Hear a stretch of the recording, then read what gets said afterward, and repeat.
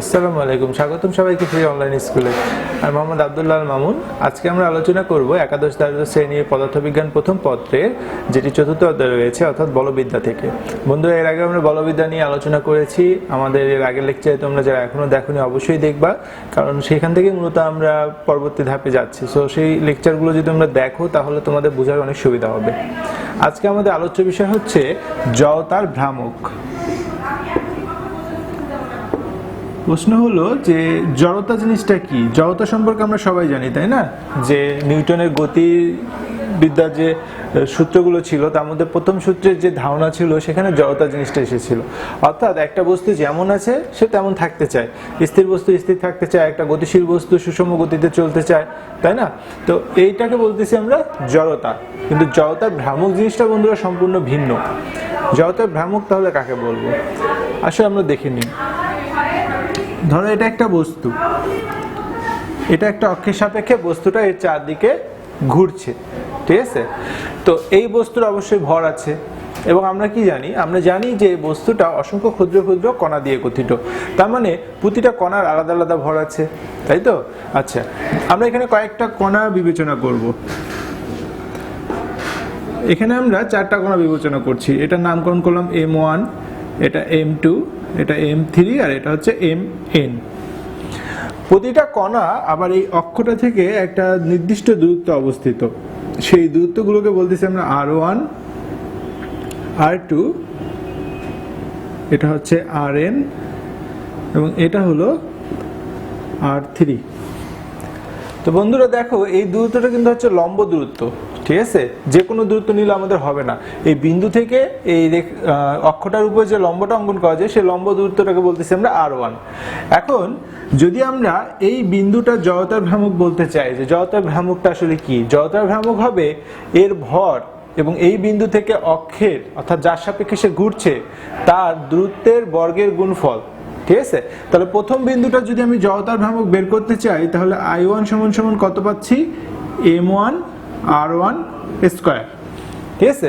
তো জড়তার ভ্রামক বলতে বুঝবো আমরা যে কোনো বস্তু যার সাপেক্ষে ঘুরছে সেই সাপেক্ষে তার দূরত্ব কত, সেই দূরত্বের বর্গ এবং তার ভরের গুণফল, এটাই হচ্ছে তার জড়তার ভ্রামক।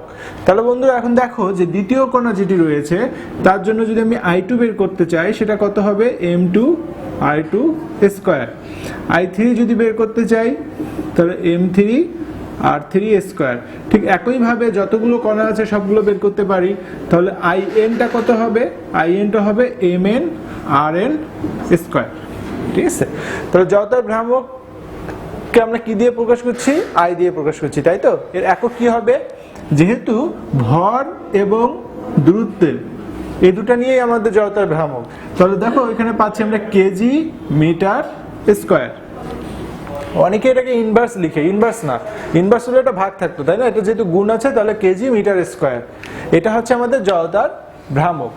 এখন আসো বন্ধুরা, যে তাহলে এই পুরো বস্তুটার, আমরা তো ক্ষুদ্র ক্ষুদ্র প্রতিটা অংশে নিলাম, তাহলে পুরো বস্তুটার জড়তার ভ্রামক কত হবে? পুরো বস্তুটার জড়তার ভ্রামক হবে এই যে যতগুলো কণা আছে সবগুলোর যোগফলের সমান, তাই তো? তাহলে সবগুলোকে যোগ করি, তাহলে I1 plus I2 plus I3 plus dot dot dot IN পর্যন্ত যতগুলো কণা হয়, এটা সমান সমান তাহলে কেমন হবে? M1 R1 square, M2 R2 square, plus এভাবে ডট ডট ডট কত দূর যাবে? Mn Rn স্কয়ার, ঠিক আছে? এই সবগুলো যোগফল হচ্ছে আমাদের পুরো বস্তুটার মোট জড়তার ভ্রামক। তাহলে পুরো বস্তুর জড়তার ভ্রামককে আমরা শুধুমাত্র I দিয়ে প্রকাশ করতে পারি, যে I সমান সমান সবগুলোর যোগফল। তো এটাকে আমরা কিভাবে লিখতে পারি? দেখো বন্ধুরা, আমরা জানি যে একসঙ্গে যখন অনেকগুলো যোগ করা হয় তখন সেটাকে আমরা সামেশন দিয়ে প্রকাশ করতে পারি, তাই তো?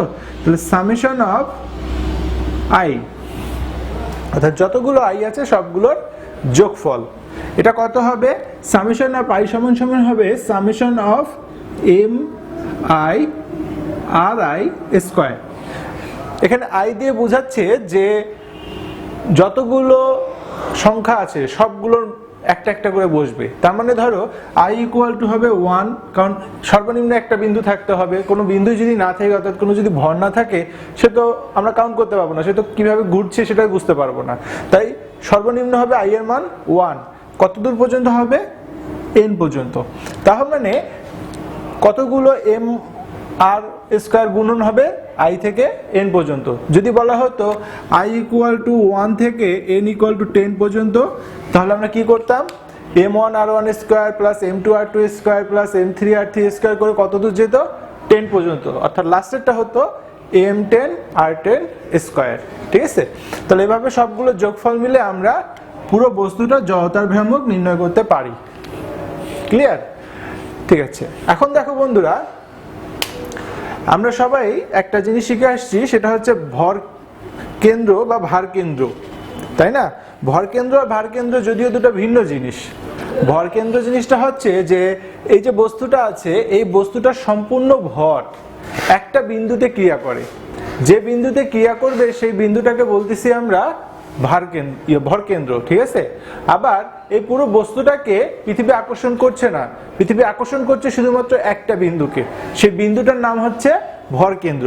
অর্থাৎ একটা বস্তু যে বিন্দুতে পৃথিবী আকর্ষণ করে সেটাকে নাম হচ্ছে ভার কেন্দ্র, আর পুরো বস্তুটার ভর যে বিন্দুটাতে ক্রিয়া করছে সেটাকে বলছি ভর কেন্দ্র।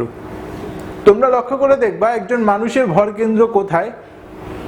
আমরা দেখো সব সময় যে হাঁটাহাঁটি করছি, আমাদের পা পিছলে গেলে আমরা পড়ে যাই, বাট আমরা পুরো মানুষটা যখন হেলছি আমরা কখনো পড়ে যাচ্ছি না। তার মানে আমাদের ভর কেন্দ্রটা কোথায় হতে পারে? আমাদের ভর কেন্দ্রটা হচ্ছে ঠিক আমাদের মেরুদণ্ডে যে জায়গাটা শেষ হয়ে গেছে, যে জায়গাটা মেরুদণ্ডের সমাপ্তি ঘটায় পিছনে, সেই জায়গাটা হচ্ছে আমাদের ভর কেন্দ্র। ঠিক আছে, তাহলে এখন আসো, এই জায়গাটাতে আমরা একটা বস্তু ধরছি, একটা বিন্দু কল্পনা করব যেটা পুরো বস্তুটার ভর কেন্দ্রকে নির্দেশ করবে। ঠিক আছে, এর ভর ধরে নিলাম আমরা ক্যাপিটাল M। তার মানে কি, এই বিন্দুতে পুরো বস্তুর ভরটা ক্রিয়া করছে। ঠিক আছে, আর এই বিন্দু থেকে আমাদের যে অক্ষটা দূরত্ব সেটাকে আমি যদি k দিয়ে প্রকাশ করি, তাহলে এই ভর কেন্দ্রের জন্য আমার জড়তার ভ্রামক কত হবে, mk²। ক্লিয়ার? তাহলে এটা হচ্ছে কি আমার পুরো বস্তুটার জন্য জড়তার ভ্রামক। এখন দেখো, আমি যখন আলাদা আলাদা করে প্রতিটা বিন্দু জড়তার ভ্রামক বের করছি, এই জড়তার ভ্রামক আর এটা কি পুরো বস্তুটার ভর যে বিন্দুতে ক্রিয়া করছে সেই বিন্দুর জন্য জড়তার ভ্রামক। তাহলে আমাদের জেনারেল সেন্স কি বলছে, যে পুরো বস্তুটার যেটা জড়তার ভ্রামক হবে সেটাই তো মূলত এই জড়তার ভ্রামক হওয়া উচিত, তাই না? কারণ এখানে সম্পূর্ণ ভরটাই রয়েছে। তার মানে আমরা বলতে পারি যে এই জড়তার ভ্রামকটা হচ্ছে পুরো বস্তুর জড়তার ভ্রামকের যোগফলের সমান। তাহলে এটা ইকুয়াল টু আমরা লিখতে পারি mk² সমান সমান summation of mi ri²।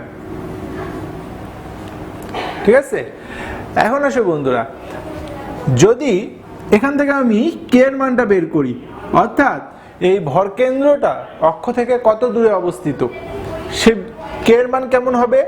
k এর মান হবে 1/m √ summation of m1 r1² বা mi ry², তাই তো?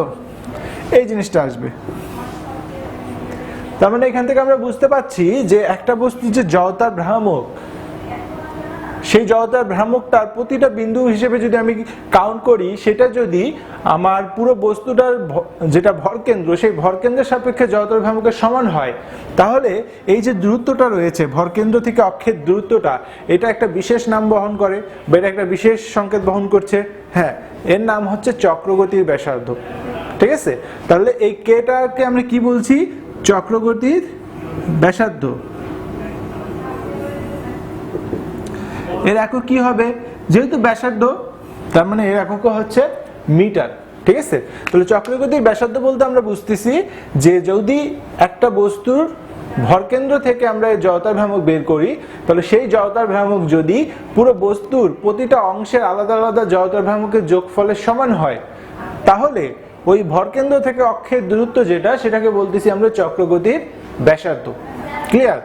আচ্ছা, এবার আসো বন্ধুরা, এই জড়তার ভ্রামক নির্ণয় করার কিছু পদ্ধতি আছে, সেগুলো নিয়ে একটু আমরা আলোচনা করব।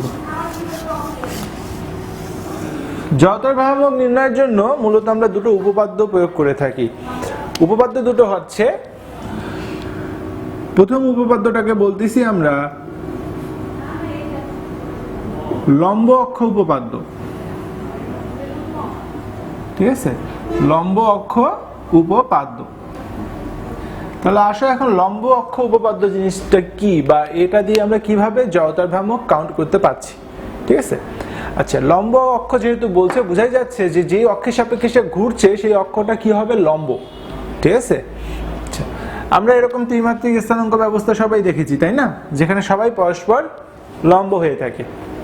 যদি এমন হয় দুটো অক্ষ একটা লম্ব, তাদের উপর যে লম্ব অক্ষটা রয়েছে সেই অক্ষের সাপেক্ষে যদি তারা দুজন ঘুরতে থাকে, যেমন ধরো আরো সহজভাবে যদি বলি, এই একটা বস্তু, এই বস্তুটা আমাদের এক্স অক্ষ এবং ওয়াই অক্ষ এই দুই অক্ষের সাপেক্ষে ঘুরছে।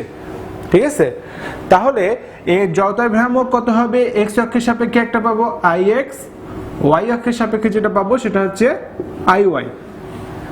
তাহলে জেড অক্ষের সাপেক্ষে জড়তার ভ্রামক কত হবে? ঠিক আছে, এ ঘুরছে এখানে, অর্থাৎ সে এক্স অক্ষ ওয়াই অক্ষ দুই অক্ষের সাপেক্ষেই ঘুরছে। তাহলে এর জড়তার ভ্রামক যেটা হবে সেটা হচ্ছে যে এদের সঙ্গে বা এদের উপরে যে লম্ব অক্ষটা রয়েছে সেই লম্ব অক্ষের জড়তার ভ্রামকের সমান, অর্থাৎ এই আইজেড এর মানটাই হচ্ছে পুরো বস্তুটার জড়তার ভ্রামক। ক্লিয়ার? তাহলে জড়তার ভ্রামকের লম্ব অক্ষ উপপাদ্য কি বলছি আমরা, দুটা অক্ষের সাপেক্ষে যখন একটা বস্তু ঘূর্ণায়মান থাকছে তখন এই বস্তুটা জড়তার ভ্রামক হবে এই দুটো অক্ষের উপরে যে লম্ব অক্ষ, অর্থাৎ এদের উপরে যেটা লম্ব অঙ্কন করা যাবে সেই লম্ব অক্ষের সাপেক্ষে জড়তার ভ্রামক।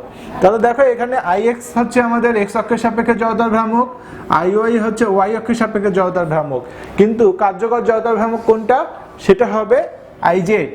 তার মানে এটা হচ্ছে আসলে এই বস্তুটার জড়তার ভ্রামক।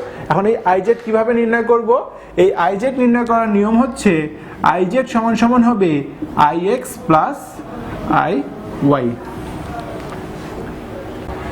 তাহলে আমরা কি দেখলাম, ভিন্ন ভিন্ন অক্ষের সাপেক্ষে যে তারা ঘুরছে তাদের দুটা অক্ষেরই জড়তার ভ্রামকের যোগফলটাই হচ্ছে মূলত এদের উপর যে লম্ব অক্ষ রয়েছে তার জড়তার ভ্রামক।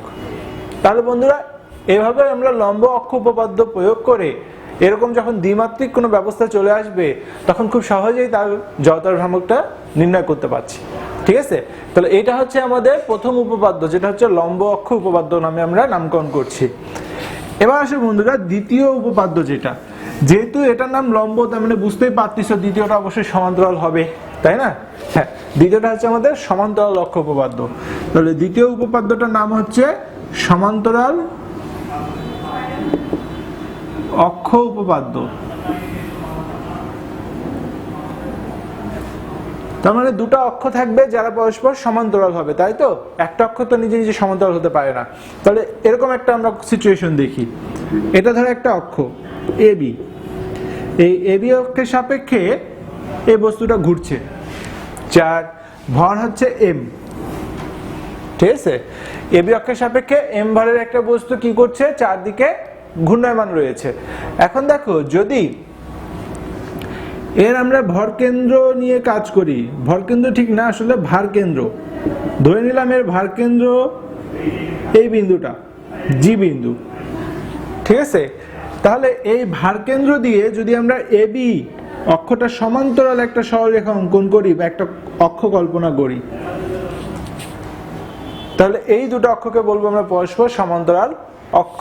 ঠিক আছে, তাহলে দ্বিতীয় অক্ষটা বন্ধুরা কেমন হচ্ছে, দ্বিতীয় অক্ষটা হচ্ছে ঠিক বস্তুটার ভারকেন্দ্রগামী, অর্থাৎ ঠিক তাদের যে বিন্দুতে পৃথিবী আকর্ষণ করছে সেই বিন্দু দিয়ে আমরা অক্ষটা চিন্তা করলাম, এবং সেই অক্ষটা কিভাবে অঙ্কন করব, আমাদের প্রথম যে অক্ষটা ছিল সেই অক্ষের সমান্তরাল হিসেবে।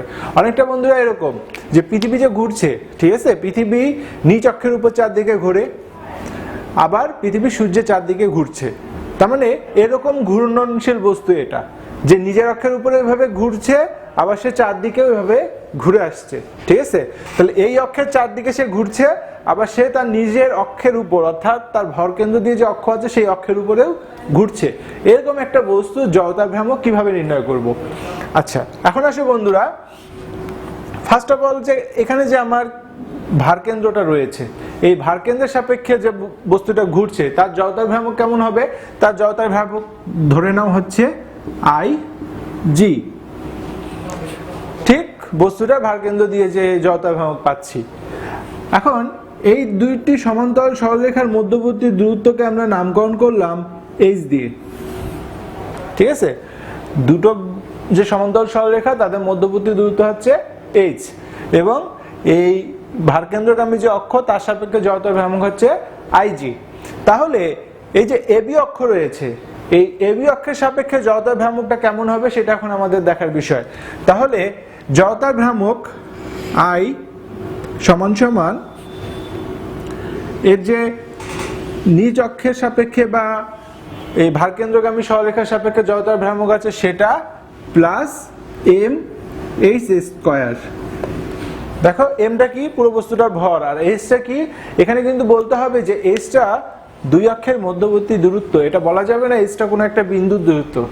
ঠিক আছে, তাহলে এইচ হচ্ছে দুই অক্ষের মধ্যবর্তী দূরত্ব, অথবা এভাবে বলা যেতে পারে যে এইচটা হচ্ছে এই অক্ষ থেকে ভারকেন্দ্রের দূরত্ব। তার মানে বন্ধুরা এটাও একটা জড়তার ভ্রামক, তাই না? এটা একটা জড়তার ভ্রামক, কারণ এখানেও আমরা ভরের সঙ্গে কি করছি, দূরত্বের বর্গ গুণ করছি। তোমরা যদি লক্ষ্য করে দেখো এই দূরত্বটা আসলে সব জায়গায় সমান, তার মানে ভারকেন্দ্র থেকেও এই দূরত্বটাই হচ্ছে এইচ। তার মানে এই ভারকেন্দ্র যেটা আমরা কি জানি, এখানে মূলত সম্পূর্ণ ভরটা ক্রিয়াশীল রয়েছে। এখন তোমরা বলতে পারবে যে ওটা তো ভর কেন্দ্র। হ্যাঁ, ম্যাক্সিমাম ক্ষেত্রেই 99% ক্ষেত্রে যেটাই ভর কেন্দ্র সেটাই তার ভারকেন্দ্র হয়ে থাকে, কিন্তু দুই একটা এক্সাম্পল থাকে যেগুলোতে ব্যতিক্রম কিছু ঘটে, যে ভারকেন্দ্র এক জায়গায় ভরকেন্দ্রটা আলাদা জায়গায়। ঠিক আছে, তো কিভাবে বুঝবো? এটা মেইনলি হচ্ছে যে বস্তুটা, যে কোনো একটা বস্তু যে জায়গাটায় ভর সব থেকে বেশি থাকে মূলত সেটাই হচ্ছে তার ভরকেন্দ্র বা ভারকেন্দ্র। ঠিক আছে, তাহলে দেখো যে এটা তাহলে আমরা বলতে পারি এবি অক্ষের সাপেক্ষে জড়তার ভ্রামকের যোগ নিজ অক্ষের সঙ্গে জড়তার ভ্রামক, এই দুটার যোগফলই হচ্ছে এই বস্তুটার মোট জড়তার ভ্রামক। ক্লিয়ার? তাহলে এটা হচ্ছে আমাদের সমান্তরাল অক্ষ উপপাদ্য। এখন আসো বন্ধুরা, তোমরা দেখবা যে তোমাদের বইয়ে বেশ কিছু উদাহরণ রয়েছে বা প্রয়োগ রয়েছে, ব্যবহার রয়েছে, যেগুলোতে বিভিন্ন ধরনের বস্তু জড়তার ভ্রামক নির্ণয় করা হয়েছে। ঠিক আছে, যেমন একটা আছে দণ্ড, এই দণ্ডের জড়তার ভ্রামক নির্ণয় করতে হবে। এখন অক্ষটা কোথায়? এমন হতে পারে অক্ষটা ঠিক মাঝখানে, এর চারদিকে বস্তুটা ঘুরছে। এমন হতে পারে অক্ষটা এই কর্নারে আছে, এর চারদিকে বস্তুটা ঘুরছে, তাই না? তখন অক্ষ কোথায় আছে তার উপর ডিপেন্ড করছে তার জড়তার ভ্রামক কেমন হবে। তো অক্ষ মাঝখানে যদি হয় তার জড়তার ভ্রামক হবে একরকম, অক্ষটা যদি আমার সাইডে থাকে তাহলে তার জড়তার ভ্রামক হবে আরেক রকম। ক্লিয়ার? এগুলো তোমাদের বইয়ে দেওয়া আছে কোন জায়গায় জড়তার ভ্রামক কেমন হবে। আচ্ছা, এরপর দেখো যদি একটা সিলিন্ডার হয়ে থাকে, সেই সিলিন্ডারের ক্ষেত্রে জড়তার ভ্রামক কেমন হবে। এটা যদি আমরা একটা সিলিন্ডার ধরি তাহলে এর ঠিক মাঝ বরাবর যেটা অক্ষ রয়েছে তার সাপেক্ষে জড়তার ভ্রামক নির্ণয় করা সম্ভব, আবার ঠিক দুভাগ করে সেক্ষেত্রে জড়তার ভ্রামক নির্ণয় করা সম্ভব। অর্থাৎ বন্ধুরা এই মার্কারটার দিকে যদি আমরা লক্ষ্য রাখি, মার্কারটাকে যদি আমরা এভাবে ঘুরাই তাহলে জড়তার ভ্রামক নির্ণয় করা সম্ভব ঠিক লম্বভাবে অক্ষ বরাবর। আবার মার্কারটাকে যদি আমি এভাবে ঘুরাই তাহলে এর জড়তার ভ্রামক নির্ণয় করা সম্ভব। তখন অক্ষটা কি হবে? এর ঠিক মিডল পয়েন্টে। ঠিক আছে, তাহলে আমাদের অক্ষটা কোথায় তার উপর ডিপেন্ড করছে জড়তার ভ্রামক কেমন হবে। আচ্ছা, জড়তার ভ্রামক থেকে এখন আসো আমরা একটা নতুন জিনিস শিখব, কৌণিক ভরবেগ। কৌণিক ভরবেগ জিনিসটা কি? এর আগে আমরা রৈখিক ভরবেগ পড়ে আসছি, তাই না? রৈখিক ভরবেগ কি ছিল? ভর এবং বেগের গুণফল। তাহলে কৌণিক ভরবেগ যেটা, সেটাকে আমরা সাধারণত ক্যাপিটাল এল দিয়ে প্রকাশ করে থাকি। এই ক্যাপিটাল এল সমান সমান হচ্ছে আর ক্রস পি। আর বলতে কি? আর বলতে হচ্ছে আমাদের ব্যাসার্ধ বা দূরত্ব। ঠিক আছে, আর পিটা কি? পিটা হচ্ছে আমাদের রৈখিক ভরবেগ। রৈখিক ভরবেগ পি সমান সমান কি ছিল? M V. তাহলে এই মানগুলো যদি এখানে আমি বসিয়ে দেই, এটা আমরা ভেক্টর আকারে লিখছি, কেউ ভুল করে পি ক্রস আর লিখবা না। ঠিক আছে, ভেক্টর এটা অনেক বড় একটা অপরাধ, কারণ তোমার পুরো মানটাই ভুল হয়ে যাবে। ঠিক আছে, তাহলে আমাদের আর ক্রস পি লিখতে হবে, পি ক্রস আর লেখা যাবে না। তাহলে এখন মানগুলো বসিয়ে দেই। আমরা যদি এটাতে ভেক্টর চিহ্ন তুলে দিয়ে জাস্ট নর্মালি মান নিয়ে কল্পনা করি তাহলে আরপি লিখবো, পি এর মান যদি আমি বসিয়ে দেই তাহলে এমভি বসাবো, ঠিক আছে। আমি জানি ভি ইকুয়াল টু কি, আমার ভি ইকুয়াল টু হচ্ছে ওমেগা আর। তো ভি ইকুয়াল টু যে ওমেগা আর সেই মানটা যদি এখানে বসিয়ে দেই তাহলে কি পাবো, M R square omega. M R square মানে কি বন্ধুরা, কিছুক্ষণ আগেই আমরা পড়লাম জড়তার ভ্রামক মানেই হচ্ছে এম আর স্কোয়ার। তাহলে এখানে আমরা বলতে পারবো আই ওমেগা। তাহলে এল সমান সমান কি পেলাম আমরা, আই ওমেগা, ঠিক আছে। তাহলে কৌণিক ভরবেগ হচ্ছে জড়তার ভ্রামক এবং কৌণিক বেগের গুণফল, এটাই হচ্ছে আমাদের কৌণিক ভরবেগ। এবার আসে বন্ধুরা আরেকটা টপিক, সেটা হচ্ছে টর্ক।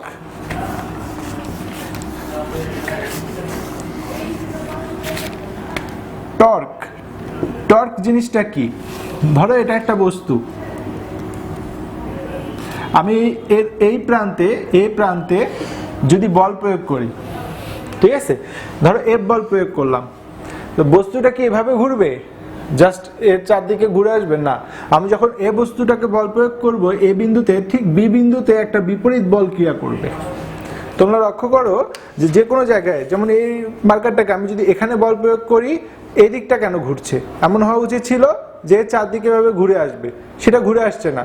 কিন্তু আমি যদি এখানে বল প্রয়োগ করছি তাহলে তার অপর প্রান্তে অটোমেটিক একটা বল ক্রিয়া করছে, এবং সেটা কিরকম, সেটা বিপরীতমুখী, তাই না। এই যে বিপরীতমুখী বলটা ক্রিয়া করছে, এই দুটা বলের যে ভ্রামক বা দুটা বলের যে দ্বন্দ্ব, সেটাকেই বলতেছি আমরা বলের ভ্রামক বা টর্ক, ঠিক আছে। তো টর্ক হচ্ছে মূলত বলের ভ্রামক, ঠিক আছে। এইটাকে সংজ্ঞায়িত করতে গেলে আমরা এভাবে বলতে পারি যে টর্ক হচ্ছে দূরত্ব এবং প্রযুক্ত বল এই দুটোর ভেক্টর গুণন, এই দুটোর ভেক্টর গুণনকে বলতেছি আমরা টর্ক। এখন দেখো বন্ধুরা, টর্ককে কি দিয়ে প্রকাশ করা হয়, টর্ককে প্রকাশ করা হয় টাউ দিয়ে, এটা হচ্ছে টাউ, ঠিক আছে। তাহলে টাউ সমান সমান আমরা কি পেলাম, টাউ সমান সমান পেলাম আর ক্রস এফ। ভুল করেও এফ ক্রস আর লেখা যাবে না, ঠিক আছে, ওটা আমাদের ভুল ডিসিশন। তাহলে টর্ক হচ্ছে একটি ভেক্টর রাশি, কারণ এটা একটা ভেক্টর গুণনের রেজাল্ট। তাহলে এখানে যদি আমি ভেক্টর তুলে দিয়ে জাস্ট নর্মালি লিখি, তাহলে টাউ সমান সমান লিখবো আর এফ।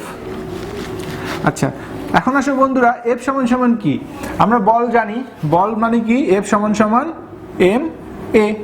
তাহলে আর এম এ লিখতে পারি।